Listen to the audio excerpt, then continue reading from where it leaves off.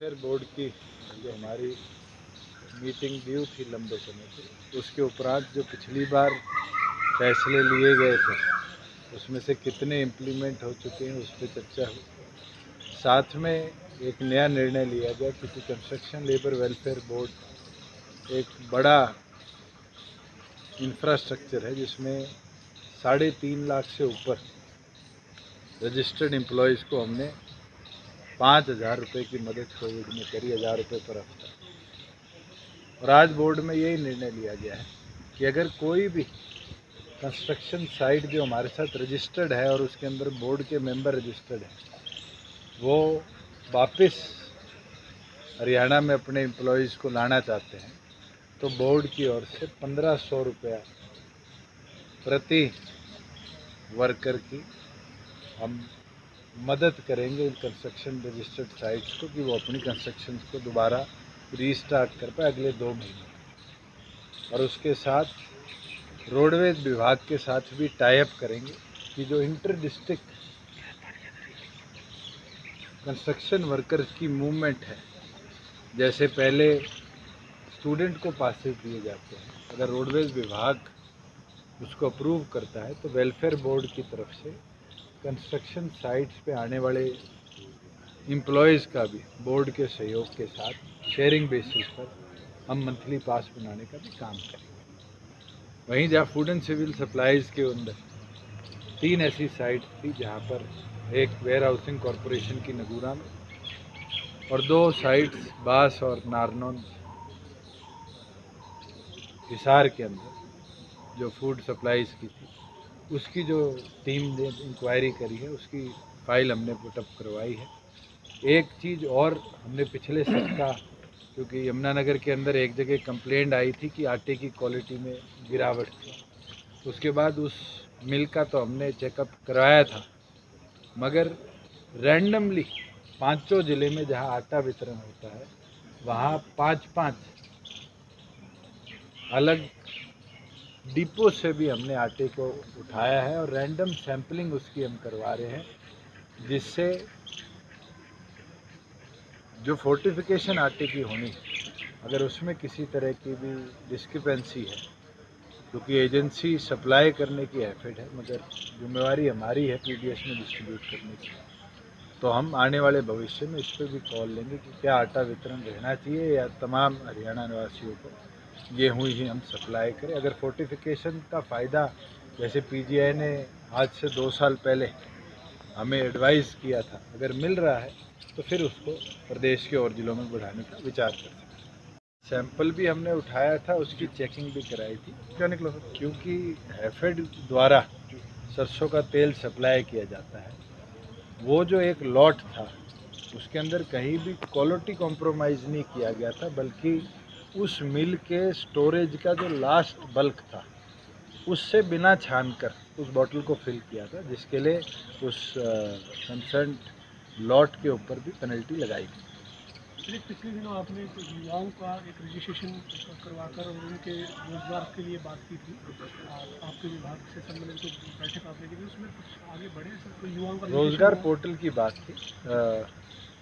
मैं ये मानता हूँ इस सप्ताह या अगले सप्ताह के अंदर हम जो हमारा रोजगार भवन भी बनना है एम्प्लॉयज़ का, स्किल डेवलपमेंट और एम्प्लॉयमेंट का जॉइंट तरीके से, उसका जिस दिन अनाउंसमेंट करेंगे हमारे रोज़गार पोर्टल की भी उसी दिन हम शुरुआत करेंगे, जिससे इंडस्ट्री को रेगुलरली थ्रस्ट के तौर पर क्वालिफाइड कैंडिडेट्स मिलें। तो जो प्रवासी जो मजदूर थे जिन्हें इंटर डिस्ट्रिक्ट के लिए आपने कहा कि पास बनेंगे, लेकिन इंटर स्टेट में भी जो दूर चले गए हैं और वापस नहीं आ रहे हैं, क्या उसको लेकर के? नहीं, इंटर स्टेट के लिए ही है कि अगर कोई भी साइट पर, अभी मैंने देखा जींद के हमारे बहुत से किसान जीरी के लिए बिहार से बंगाल से लेबर को लेके आए और लगभग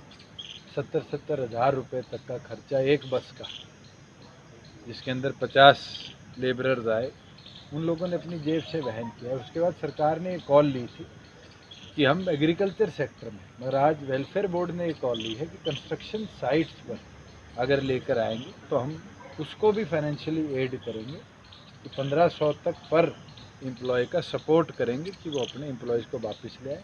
साथ में अगर कोई भी एग्रीकल्चर साइट के लिए एम्प्लॉयज़ लाना चाहता है तो वो अपने डिप्टी कमिश्नर को रिक्वेस्ट डाल सकता है, उसके लिए भी सरकार प्रावधान करने का काम करेगी। तो गृह राज्य से आने के लिए भी कुछ आप परिवहन की सुविधाएं देंगे? वही तो, मान लिया किसी वर्कर को आना है बिहार से हरियाणा, अरे आप बिहार से लाइए, बंगाल से लाइए, नहीं, उनके लिए उड़ीसा कुछ से लाइए, जैसे- उन्हीं के लिए ही सुविधा नहीं, है। मैं मेरा पूछना, जैसे आपने यहाँ से बसें चलाई, ट्रेन चलाई, उनको घर पहुँचाने के लिए अब लाने के लिए भी पैसा दें, सर, ये पैसा देंगे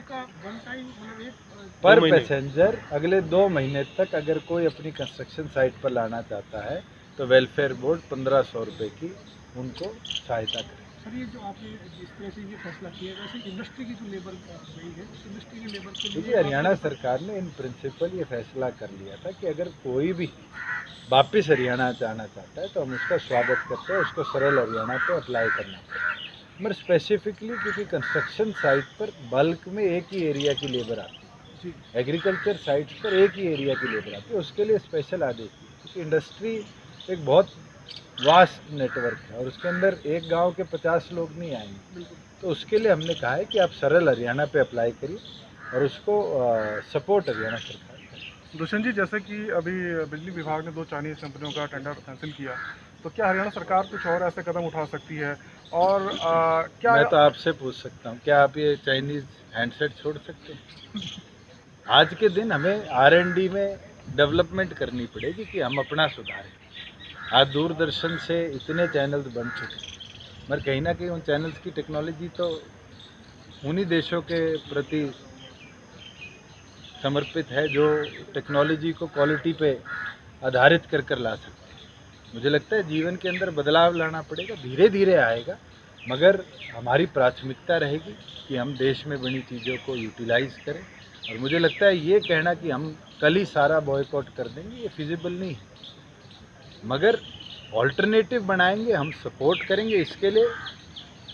हरियाणा सरकार भी, भारत सरकार भी पूरी तौर पर समर्पित है और हमारा ये प्रयास है कि प्राथमिक तौर से हम अपने इंफ्रा को पूरी तौर पर डेवलप करें। आर्मी ने DRDO की मदद से, उनकी इंजीनियरिंग विंग की मदद से अधिकतम कदम पहले ही उठाए, मगर अब IT इंफ्रास्ट्रक्चर में कैसे उठाए जाएंगे ये बहुत बड़ा क्वेश्चन है। और इसके लिए जो हमारी MSME विभाग है उसके अंदर हम स्पेशल काउंसलिंग के साथ साथ R&D के 2 यूनिट्स बनाएंगे,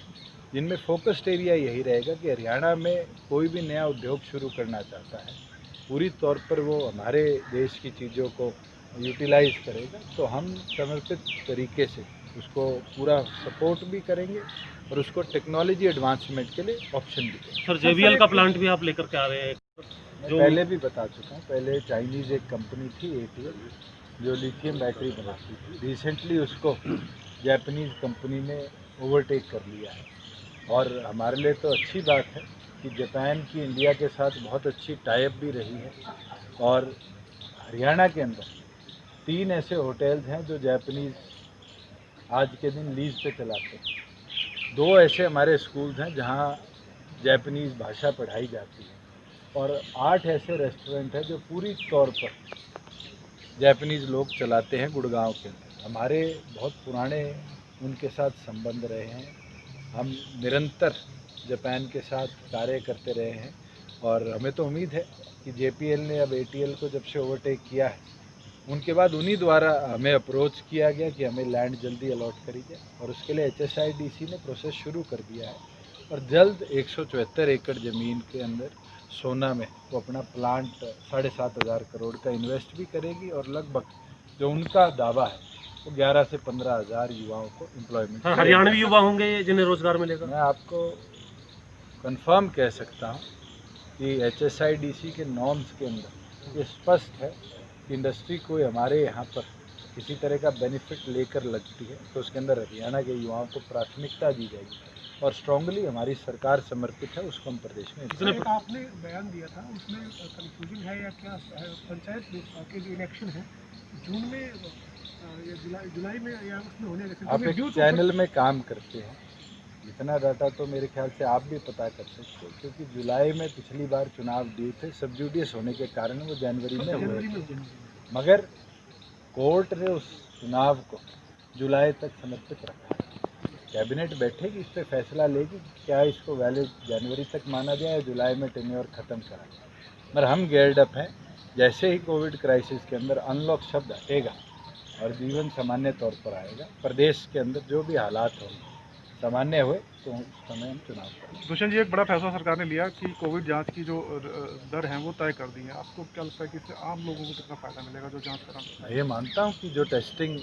2500 रुपये में होनी थी वो 4500 रुपये, 5000 रुपये और मनमानी के प्राइजेस पे हो रही थी। हॉस्पिटल ट्रीटमेंट भी इसी तरीके से अनएक्सपेक्टेडली हाई कॉस्ट था, और ये जो बदलाव आया है कहीं ना कहीं ये फ़ायदा करेगा गरीब आदमी को भी वो सारी सुविधा लेने के लिए जो शायद लिमिटेड लोगों के लिए बनकर है।